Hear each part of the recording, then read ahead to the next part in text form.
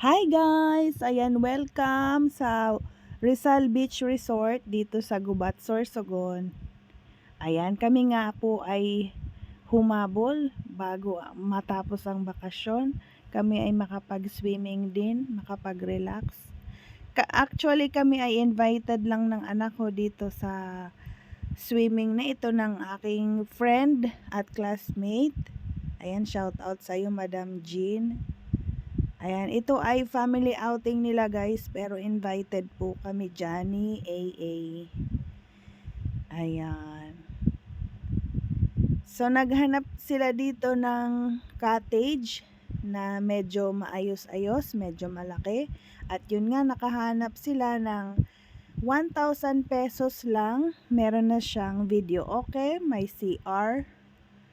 Ayan, at may mga upuan, table. Kaya napakaganda ng aming location dito. Ayan lang yan guys sa loob. Nauna nang mag-swimming dito yung mga bata.